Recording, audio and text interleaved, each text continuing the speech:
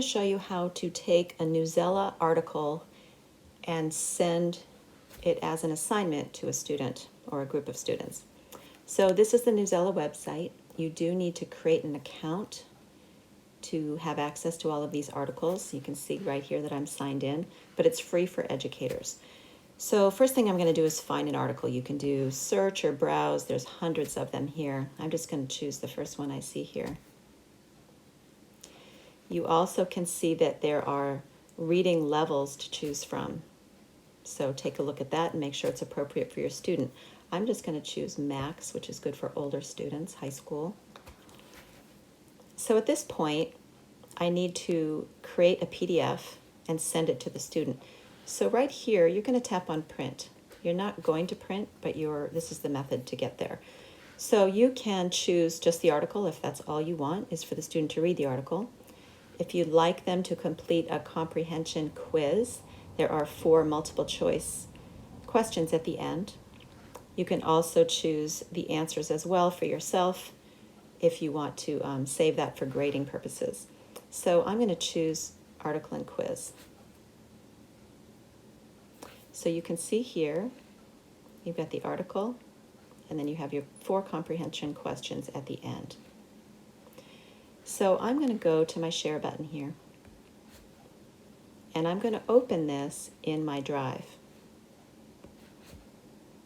I'm going to choose my name. You need to select a folder. I usually just go with my drive for demonstration purposes, but you can also, of course, create folders. Save here. Now upload. So that is working, takes a few seconds. So I'm going to double tap, get out of that, and get into my drive. You can see that I've done this a few times before. I'm refreshing my screen by pulling it down to get the most recent one. And there it is. Okay, so these dots right here are going to allow me to share with a student. Not going to do that right now, but that's how you would do it. So now let's pretend that I'm the student. I just received this from my teacher. I open it up. I can open the PDF and just read it that way. But if I'm going to mark up on it, as if I was going to take the quiz, then I'm going to need to use a markup tool. So I'm going to choose Open In, and I'm going to choose Books.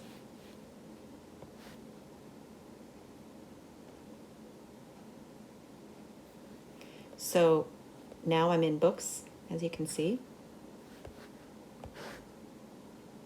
So Books now has some really nice markup tools up here, which I'll show you in a moment. But you also can have this text read to you. The information about all of that is on this website, but just to show you, you can use this method. Not even a global pandemic can... You can also use this method where you tap on Speak. So you can have anything read as many times as you'd like.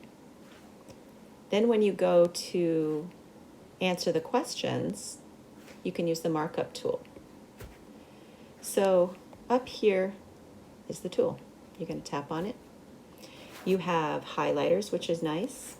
If you felt like highlighting some of the text as you were reading, you can do that. You'll notice that this is pretty translucent, this yellow. If you want it a little bit darker, you can go to this button here and change the opacity of it. You can also draw on it. So if you were going to answer the question and choose A, that would be a way to do it. You have an eraser. You can also type onto it. So just to show you, you can hit the plus and you can add a text box. It always goes in the middle, but let's say the teacher asked you to write one fun fact that you learned in this article. You can go right there and edit that and then type in the box.